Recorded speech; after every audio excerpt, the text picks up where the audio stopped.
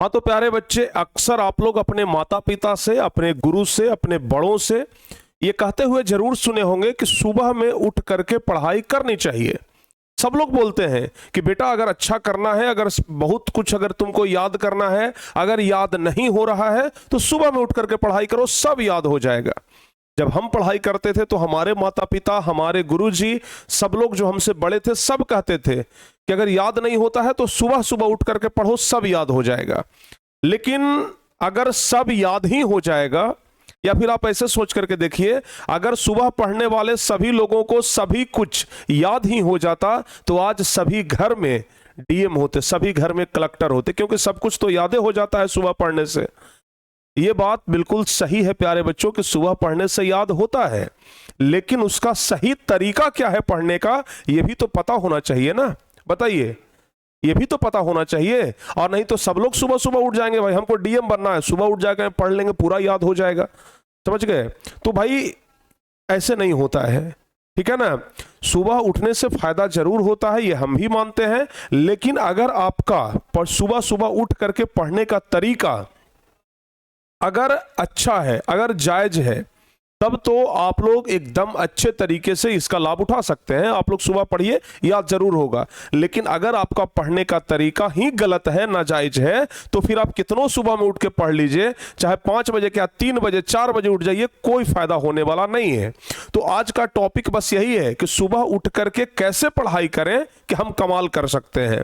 तो भाई आज हम आपको बताएंगे कि किस तरीके से आप पढ़ाई करो कि आप कमाल कर सकते हो। सबसे पहली बात, बच्चे अक्सर क्या करते हैं हम आपको बताते हैं, एकदम शुरू से शुरुआत करते हैं।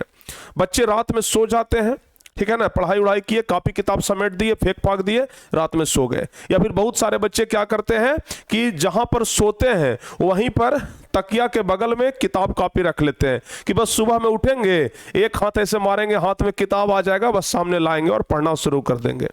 पढ़ाई ऐसे नहीं होता है बाबू, पढ़ाई कोई खेल नहीं है, तभी आपको नहीं याद होता है, ठीक है ना। बहुत सारे बच्चे किस तरीके से पढ़ाई करते हैं जरा देखिए ध्यान से। बहुत सारे बच्चे को हम देखते हैं कि बहुत सारे बच्चे इस तरीके से पढ़ाई करते हैं, ठीक है ना।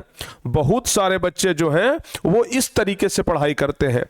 अपना बेड है, बेड पर ही बैठ करके किताब कॉपी बगल में रख लिए, टेबल भी एकदम बेड के बगले में लगा लिए और पढ़ाई करना शुरू कर दिए। इस तरीके से पढ़ाई नहीं होता है। अगर आप इस तरीके से पढ़ाई करेंगे, यकीन मानिए 15 मिनट 10 मिनट पढ़ते पढ़ते अभी जो पैर यहां है थोड़ा और आगे बढ़ेगा और आप सो जाइएगा, नींद आ जाएगा, ठीक है ना। पढ़ने का ये तरीका नहीं है। ध्यान से सुन लीजिए, जब तक शरीर को आराम मिलते रहेगा नींद आपके ऊपर हावी रहेगा। आप इस तरीके से दीवाल में लद करके बैठे हुए हैं, दीवाल में पीछे अपना पीठ एकदम भिड़ा लिए और एकदम ऐसे किताब लेके बैठ गए। भाई दीवाल में पीछे पीठ भिड़ा लिए मतलब क्या हुआ, आपके शरीर को आराम फील हुआ। आराम फील होगा, नींद आएगा, नींद में आप कुछ पढ़िएगा तो याद होगा। नींद में कहा गया बात तो याद नहीं रहता है कि हम नींद में क्या बोले थे, आप पढ़िएगा तो आपको कैसे याद होगा, नहीं याद होगा। पढ़ाई करने का तरीका है अपने बेड से उठिए, ठीक है ना, अपने बिछावन से आपको उठना पड़ेगा। बेड पर बैठ करके सोचिएगा कि याद कर ले, सही तरीका नहीं है।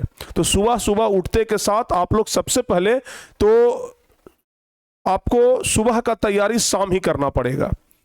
समझ में आया, नहीं आया, समझाते हैं।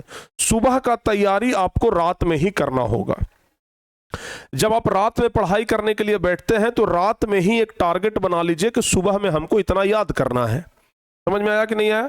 रात में ही आप लोगों को एक एस्टिमेट बना लेना है, एक खाका बना लेना है कि हाँ भाई ये 10 क्वेश्चन हमको आज सुबह में याद करना है।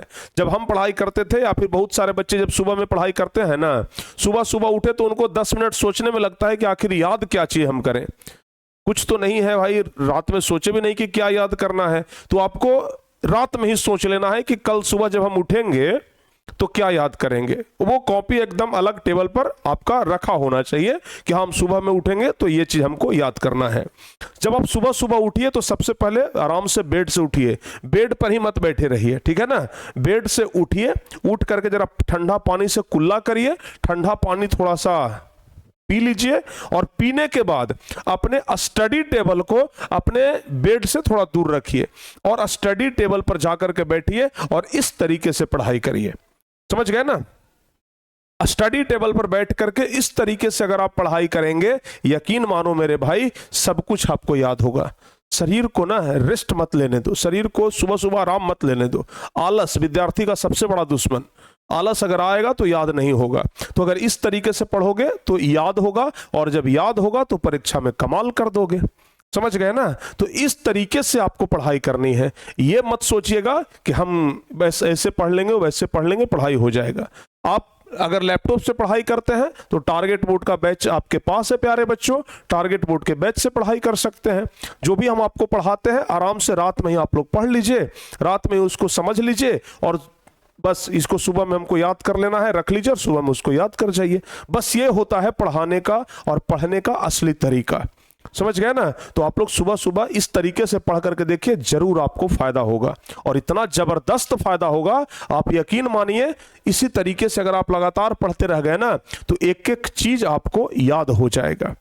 समझ गए? तो कल से ही ये चीज आप ट्राई करके देखिए, आपको एक एक चीज याद हो जाएगा। रात में ही आप लोगों को एस्टिमेट तैयार करना है कि हमको 10 क्वेश्चन याद करना है कि 15 क्वेश्चन याद करना है।